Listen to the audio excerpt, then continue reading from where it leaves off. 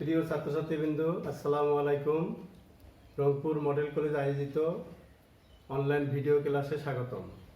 আজকে আমি তোমাদের উচ্চ মাধ্যমিক একাদশ শ্রেণী একটা গুরুত্বপূর্ণ অধ্যায় সামষ্টিক পর্যায়ে উৎপাদন সম্পর্কে আলোচনা করার চেষ্টা করব ইনশাল্লাহ।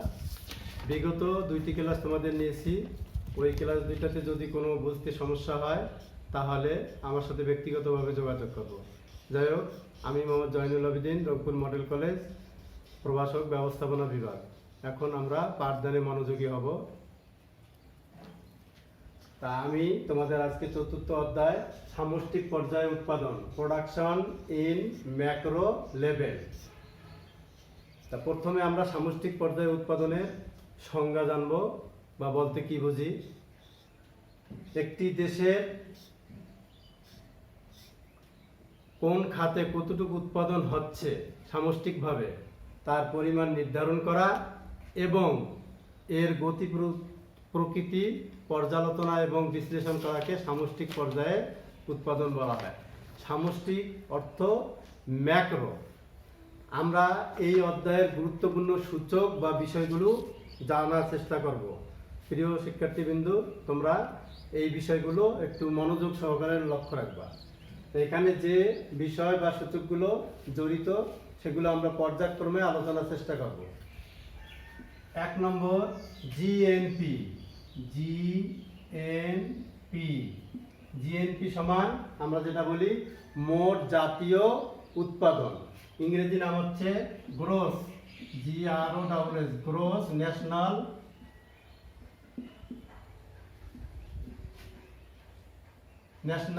প্রোডাক্ট।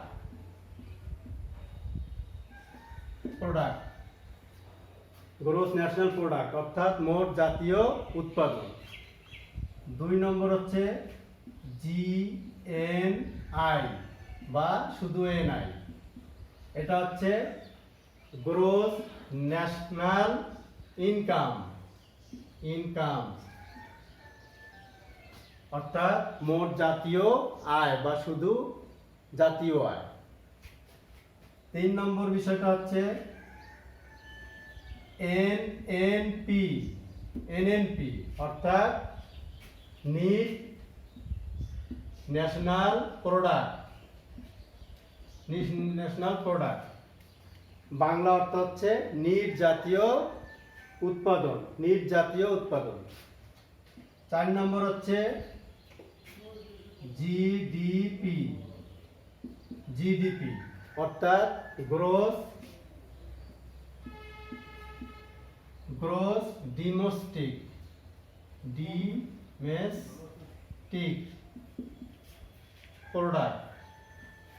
ডোমেস্টিক প্রোডাক্ট অর্থাৎ মোট দেশজ উৎপাদন অথবা মোট আভ্যন্তরীণ উৎপাদন। 5 নম্বর হচ্ছে এনডিপি বলতে এখানে হচ্ছে নিট ডোমেস্টিক প্রোডাক্ট অর্থাৎ নিট দেশজ উৎপাদন। আর একটা বিষয় হচ্ছে 6 নম্বর যেটা আছে PCI অর্থাৎ পার ক্যাপিটাল ইনকাম অর্থাৎ মাথা পিছু আয়। এই 6টি বিষয় এই অধ্যায়ের গুরুত্বপূর্ণ সূচক বা পরিমাপ। এগুলো আমরা এখন বিস্তারিত জানার চেষ্টা করব ইনশাল্লাহ।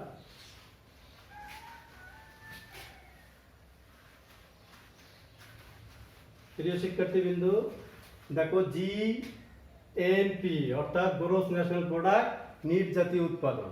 তাই নিট জাতীয় উৎপাদন আমরা কিভাবে নির্ণয় করব এবং সংজ্ঞা কি এটা আমরা জানবো।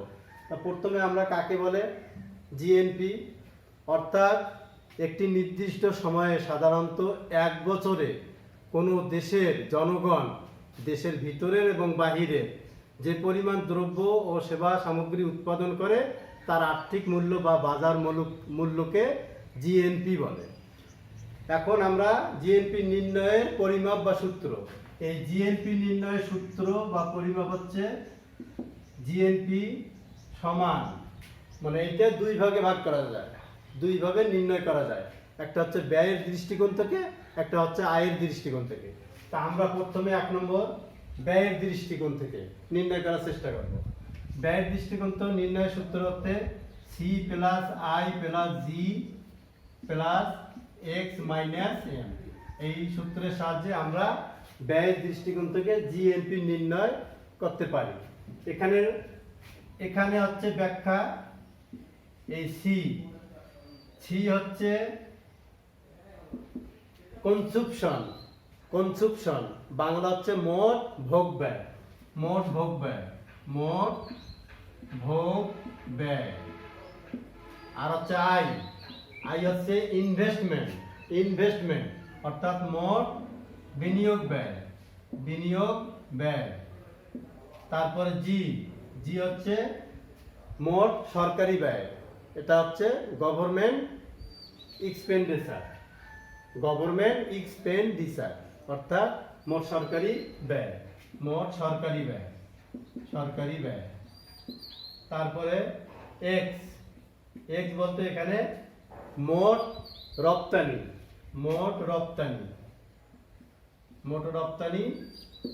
আর মানে এক্সপোর্ট, আর হচ্ছে এম হচ্ছে মোট আমদানি অর্থাৎ ইম্পোর্ট। তা এই সূত্রটা যদি আমরা মুখস্থ করতে পারি বা আয়ত্ত করতে পারি, তাহলে গাণিতিক যদি সমস্যা আসে তাহলে এই সূত্রের সাহায্যে আমরা সমাধান করতে পারবো ইনশাআল্লাহ। এটা হচ্ছে ব্যয়ের দৃষ্টিকোণ থেকে। এখন 2 নম্বর বিষয়টা হচ্ছে আয়ের দৃষ্টিকোণ থেকে। 2 নম্বর হচ্ছে আয়ের দৃষ্টিকোণ থেকে জিএনপি নির্ণয়ের সূত্র হচ্ছে R plus W plus I plus P. এইটা হচ্ছে আয়ের দৃষ্টিকোণ থেকে জিএনপি নির্ণয়ের সূত্র। জিএনপি বলতে মোট জাতীয় উৎপাদন। আর্থে বলতে খাজনা মানে রেন্ট, RENT। তারপরে ডাব্লিউ এখানে হচ্ছে ওয়েজ, WAGES, ওয়েজ বলতে মজুরি। তারপরে আই বলতে ইন্টারেস্ট বলতে সুদ। আর পি বলতে প্রফিট বলতে আয়। তা আমরা এই সূত্র ব্যবহার করেও গাণিতিক সমস্যা সমাধান করতে পারবো ইনশাআল্লাহ। এখন প্রিয় শিক্ষার্থীবৃন্দ, আমরা 2 নম্বর যে বিষয়টা জানছিলাম সেটা হচ্ছে 2 নম্বর বিষয়টা হচ্ছে GNI অথবা শুধু NI। এটার নাম হচ্ছে গ্রোস ন্যাশনাল ইনকাম, মোট জাতীয় আয়। এই মোট জাতীয় আয় সূত্রটা মানে সংজ্ঞাটা হচ্ছে মোট জাতীয় উৎপাদন থেকে অপচয় বাদ দিলে যা থাকে তার সঙ্গে পরোক্ষ কর, হস্তান্তর পাওনা এবং সরকারের অর্জিত মুনাফার অংশ যদি আমরা বাদ দেই তাহলে যেটা পাওয়া যায় তার সঙ্গে সরকার প্রদত্ত ভর্তুকি যোগ করলে আমরা জিএনআই পাই। তো এইটা নির্ণয়ের সূত্র। এর সূত্র হচ্ছে জিএনআই সমান আমরা জানি GNP minus DC minus TI minus TP minus SG plus SB. এটা হলো সূত্র। কিসের সূত্র? এনআই অথবা জিএনআই, মোট জাতীয় আয় নির্ণয়ের সূত্র। একটু কষ্ট হলেও সূত্রটা মুখস্থ বা জানতে হবে। তো এখানে জিএনপি আমরা একটু আগেই জানছি, গ্রোস ন্যাশনাল প্রোডাক্ট, মোট জাতীয় উৎপাদন। ডিসি, এখানে ডিসি বলতে অবচয় ব্যয়, ইংরেজি নাম হচ্ছে ডিপ্রিসিয়েশন কস্ট। আর টিআই বলতে এখানে ইনডাইরেক্ট ট্যাক্স মানে পরোক্ষ কর। তারপরে টিপি বলতে এখানে হস্তান্তর পাওনা ট্রান্সফার পেমেন্ট। আর এটা হচ্ছে এসজি, সরকারের অর্জিত মুনাফার অংশ। আর এসবি বলতে সরকার প্রদত্ত ভর্তুকি। তাইলে আমরা বলছিলাম সংজ্ঞার মধ্যে এই মোট জাতীয় উৎপাদন থেকে অবচয় বাদ দিলে যা পাওয়া যায় তার সঙ্গে পরোক্ষ কর, হস্তান্তর পাওনা সরকারের অর্জিত মুনাফার অংশ বাদ দিলে যা পাওয়া যাবে তার সঙ্গে এসবি বলতে সরকার প্রদত্ত ভর্তুকি যোগ করলে এই জিএনআই পাওয়া যায়। প্রিয় শিক্ষার্থী বন্ধু, আমরা এখন পরের সূচক আলোচনা করার চেষ্টা করব। পরের সূচক বলতে 3 নম্বর, এখানে ছিল এনএনপি অর্থাৎ নিট ন্যাশনাল প্রোডাক্ট। মোট এটা হচ্ছে মোট বা নিট ন্যাশনাল প্রোডাক্ট, এটা হচ্ছে নিট দেশজ মোট জাতীয় উৎপাদন। নিট ন্যাশনাল প্রোডাক্ট অর্থাৎ নিট জাতীয় উৎপাদন। এইটা সূত্রটা হচ্ছে, আগে আমরা সূত্রটা জানি।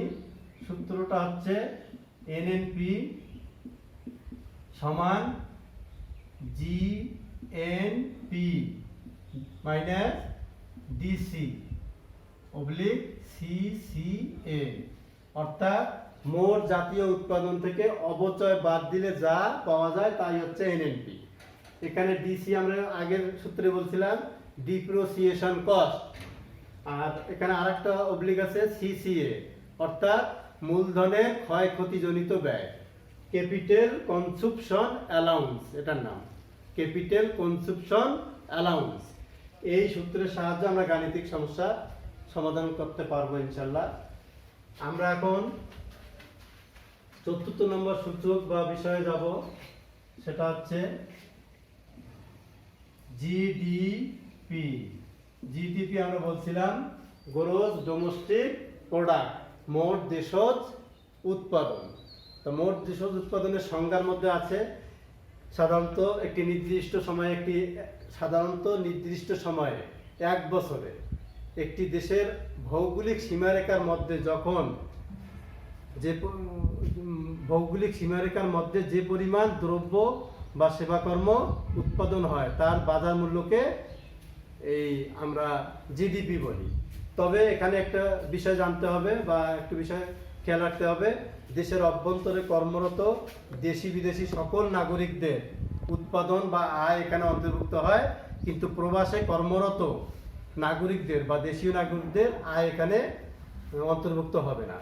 এই জিডিপি নির্ণয়ের সূত্র হচ্ছে C+I+G। আমরা ওই জিএনপির সূত্রের মতো ওখানে শুধু x - m টা বাদ দিতে হবে। এখানে যেহেতু x - m ছিল, এইটা হচ্ছে জিএনপির সূত্র। এই সূত্র থেকে যদি এটা আমরা শুধু বাদ দেই তাহলে আমরা জিডিপি সূত্র নির্ণয় করতে পারবো। এখানে আমরা আগেই জানছি সি বলতে কনজাম্পশন ভোগ ব্যয়, ইনভেস্টমেন্ট বিনিয়োগ ব্যয়, আর জি হচ্ছে গভর্নমেন্ট এক্সপেন্ডিচার মানে সরকারি ব্যয়। এই সূত্র ব্যবহার করে আমরা করতে পারবো। তবে আরেকটা আছে, এখানে একটা সংক্ষিপ্ত প্রশ্ন আছে, সিআইজি এর পূর্ণরূপ কি? তাহলে হবে কনজাম্পশন ইনভেস্টমেন্ট গভর্নমেন্ট এক্সপেন্ডিচার, এটা হচ্ছে এর পূর্ণরূপ। আমরা পরের অপশনে যাব। পরের অপশন হচ্ছে 5 নম্বর। এখানে ছিল হচ্ছে এনডিপি অর্থাৎ নিট ডোমেস্টিক প্রোডাক্ট। এখানে সূত্রটা নির্ণয় হচ্ছে জিডিপি মাইনাস ডিসি, অর্থাৎ মোট দেশজ উৎপাদন থেকে যদি আমরা অবচয় বাদ দেই তাহলে যে বিষয়টা পাওয়া যায় সেটা হচ্ছে এনডিপি। এই সূত্র ব্যবহার করে আমরা গাণিতিক সমস্যা সমাধান করতে পারি। ডিসি মানে ডিপ্রিসিয়েশন কস্ট। পরের অপশন 6 নম্বর, পিসিআই অর্থাৎ পার ক্যাপিটাল ইনকাম। এখানে সূত্রটা হচ্ছে উপরে হচ্ছে এনআই আর নিচে হলো পি। এনআই বলতে ন্যাশনাল ইনকাম মোট জাতীয় আয়, আর নিচে হচ্ছে পি বলতে পপুলেশন মানে মোট জনসংখ্যা। আমরা সংজ্ঞায় যদি যাই, একটি দেশে মোট জাতীয় আয়কে ওই দেশের মোট জনসংখ্যা দিয়ে ভাগ করলে পার ক্যাপিটাল ইনকাম অর্থাৎ মাথাপিছু আয় পাওয়া যায়। প্রিয় শিক্ষার্থীবৃন্দ, আজকে এই পর্যন্ত। আগামী ক্লাস করার জন্য তোমাদেরকে মনোযোগী হওয়ার জন্য অনুরোধ করছি এবং তোমরা সামাজিক দূরত্ব বজায় রাখবা এবং কোভিড-19 থেকে রক্ষা পাওয়ার জন্য সবাই আমরা উপরওয়ালার কাছে দোয়া করব। আসসালামু আলাইকুম।